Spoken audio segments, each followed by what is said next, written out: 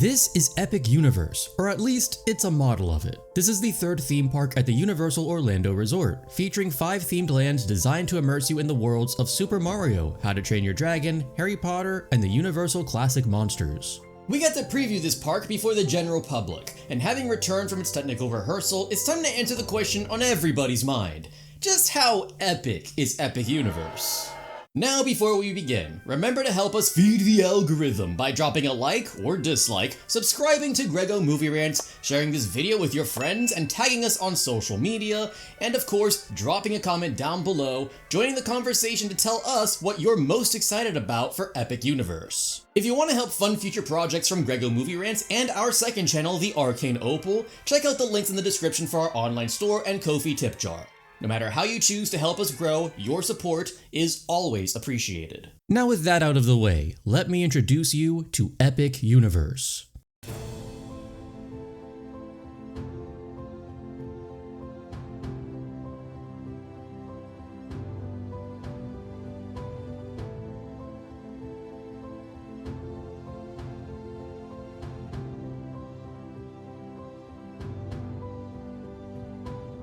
As you can see, this park is absolutely beautiful. Every land is highly detailed and filled with kinetic energy thanks to outdoor rides, water features, and even animatronics that breathe life into every corner of the park. And if you think this park looks good during the day, it's even more gorgeous at night. Epic Universe also has great balance with its ride variety. Universal Studios Park is known for its screen-based simulator attractions, while Islands is heavy on coasters and thrill rides. Meanwhile, Epic Universe tries to offer something for everyone. From dark rides such as Mario Kart, Battle at the Ministry, or Monsters Unchained, to flat rides like Constellation Carousel and Dragon Racers Rally, to water rides, stage shows, and the expected lineup of Universal coasters, from the family-friendly thrills of Hiccup's Wing Gliders, to the spinning chaos of Curse of the Werewolf, and the door-busting thrills of the park's headlining coaster, Stardust Racers.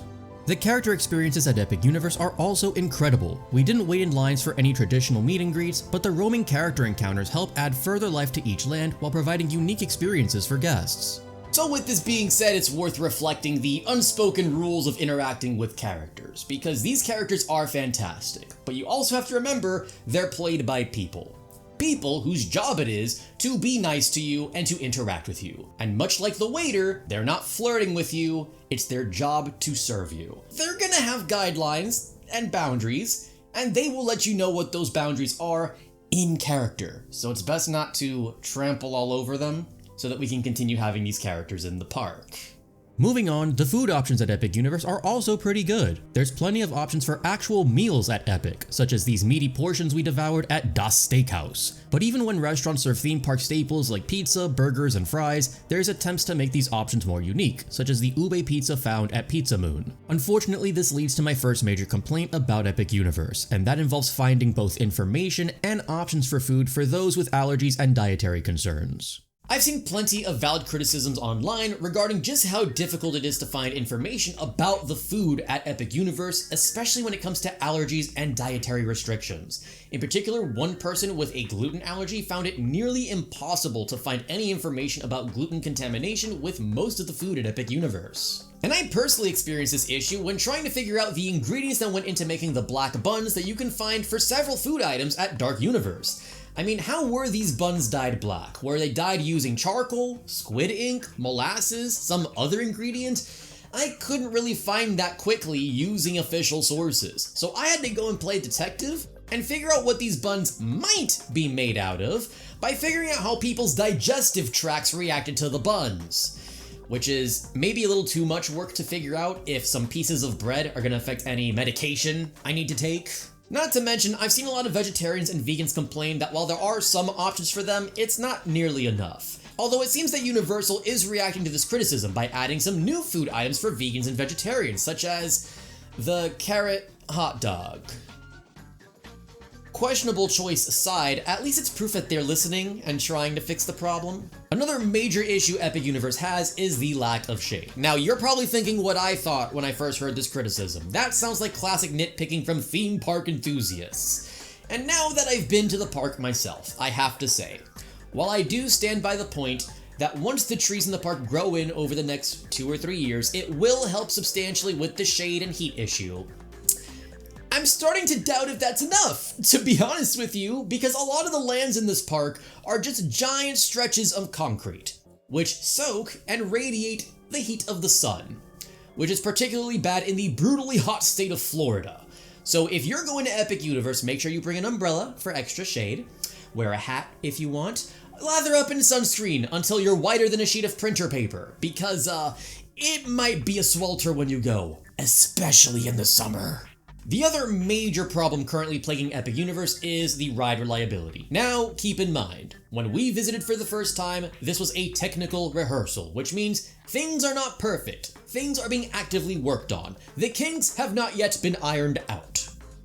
But with that said, just prepare your expectations, because especially for some of the more complicated rides, such as Monsters Unchained, Battle at the Ministry, or Donkey Kong Minecart Madness, for some reason, these rides might have a tendency to break down throughout the day. Donkey Kong Minecart Madness was down pretty much the whole day that we went to Epic Universe. And as for Battle at the Ministry, that ride has become so unreliable they had to put it on a virtual queue. And that virtual queue is so competitive and hyper-limited that pretty much everybody in the theme park community agrees it is the worst virtual queue system they have ever experienced. And it's not like the standby line's a much better option. Again, this is an issue actively being worked on. The reliability of these rides will get better as the days, weeks, months, and years go by and everything gets smoothed out. But if you're visiting Epic Universe, especially in its opening years, be emotionally prepared for the heavily complex rides to not be super reliable. If you need to ride Monsters Unchained, Battle at the Ministry, or Donkey Kong Minecart Madness, and you have a chance to ride that ride, get in that line ASAP, because there is zero guarantee that that ride will be open the rest of the day on your trip. But perhaps one of the biggest issues plaguing Epic Universe, and one that I don't see them being able to fix, is the issue of accessibility. Now, the park is ADA compliant as far as I'm aware. No issues there. The main issue is that this park has a lot of stairs. There are stairs in the lines for nearly every single ride in this park. The entirety of Super Mario World, a whole land, is very vertical, which means exploring this land requires you to climb up and down multiple flights of stairs. Hell, getting into the land you go up an escalator, just so that you know what you're getting yourself into. And in what has to be the worst example of accessibility and stairs in Epic Universe is the Mario Kart Bowser Challenge ride, because the line already has you go up and down a couple flights of stairs. But right at the very end of the line, right before you board the titular Mario Karts, there is a set of stairs that is so long, I was half expecting to see Mario backwards long jump up the stairs as part of a speedrunning tactic. This staircase is cartoonishly long and precarious. Even if you don't have an issue with heights, all you can think is, man, I'm gonna slip, I'm gonna lose my footing randomly. The guy behind me, the neckbeard who's not paying attention, he's gonna accidentally shove me down the stairs. And now I'm gonna crack my skull in 17 places and lose half my teeth in the process. If you have an issue with stairs, try to get an accessibility pass so you can get on the many elevators that are inside of this park. Otherwise, maybe prepare a Stairmaster routine to help you with your prepping for this park. So, with the overall park experience out of the way, let's start talking about specific lands, starting with Celestial Park. Celestial Park is the central and largest land, stretching from the front to the back of the park. This is the home of the Celestians, who have harnessed the power of the Chronos, acting as the park's front gate, to open crossroads to other worlds in the form of portals. This sprawling land is mostly made of beautiful gardens and water features, with structures crafted with an astrology-centric retrofuturism aesthetic. The end result is a modern spin on a 20th century World's Fair that is as timeless as it is otherworldly. The land mainly features dining and shopping locations, which continue to showcase the land's space fantasy design influence. No matter where you turn, the space theme weaves itself into every area of this land. Two attractions find their home here. The first is Constellation Carousel, a fun and cute spin on that classic carousel ride that uses multiple turntables for more dimensions of movement. The ride's lighting package is also a delight, adding twinkling lights to the Constellation-themed ride vehicles and making the ride a beautiful beacon at night. The land's second ride is Stardust Racers, the biggest coaster in the park and a headliner for Epic Universe. This high-thrill dual-launch racing coaster acts as a worthy successor to the defunct Dueling Dragons. The thrills are amplified by several excellent interactive elements, with the Celestial Spin being a standout. And like all the best coasters, Stardust Racers is also an incredible kinetic sculpture to admire, regardless of whether or not you choose to ride. Let's move on to the land I experienced the least of, that being Harry Potter Volume 3, Ministry of Magic. This third and hopefully final land as part of Universal's Harry Potter collaboration, the Ministry of Magic takes guests back to 1920s Wizarding Paris as seen in the Fantastic Beasts prequel franchise. We weren't able to experience too much of the magic at the Ministry Land, in part because of our poor timing, and in part because of that ever-fickle virtual queue process. You see, by the time we finally got to this third Harry Potter land, we were already well behind the final showing of the magic show known as Le Cirque Arcanu. And since we didn't have a virtual queue to get in the line for battle at the Ministry, there just wasn't much for us to do in Harry Potter Land aside from dining and shopping, which, no offense, I'm just not interested in buying a lavender lemonade I could easily make at home, nor am I interested in spending $90 to buy a magic wand and play pretend in this land. So, until I'm able to get on that ride, a fair and balanced review of this land is still pending, I guess. Next, we visit Super Nintendo World. Entering the world of Super Mario, this land is as bright, fun, and kinetic as it gets, with classic Mario creatures skedaddling all over the place. The headliner for this land is Mario Kart Bowser's Challenge, where you join Team Mario and face off against Bowser and his minions in a race for the Universal Cup. If you're expecting this ride to be a Mario-themed version of Test Track, I'm afraid you're out of luck. Instead, Mario Kart infuses a dark ride with arcade shooting gallery elements thanks to impressive AR technology. Imagine riding Winnie the Pooh while playing Toy Story Midway Mania at the same time, and you'll get an idea of what to expect from this ride. Next up is Yoshi's Adventure, a slow-paced people mover style attraction with great views of the land and cute scenes featuring Yoshi and babyfied versions of the Mario crew. While it's a great ride if you have little kids in tow, it's not super long, and personally I wouldn't wait more than 20 minutes to ride it again. Finally, in Donkey Kong Country, you'll find DK's Minecart Madness. This land expansion mostly hosts more interactive experiences, some food and merch stalls, and Minecart Madness, which we didn't ride due to lots of downtime. But when this coaster is up, seeing those minecarts race around the land is a ton of fun. Moving on to my second favorite land in Epic Universe, we visit How to Train Your Dragon's Isle of Berk. The views here are jaw-dropping and gorgeous, filled with detail, beautiful water features, and even animatronic dragons all throughout the land. Here we chose to experience the land's headlining attraction, Hiccup's Wing Gliders, a family-friendly launch coaster that takes you gliding all around Berk. This is easily another of my favorite rides in this park, racing you through well-themed set pieces at a pace that's just fun enough for the whole family.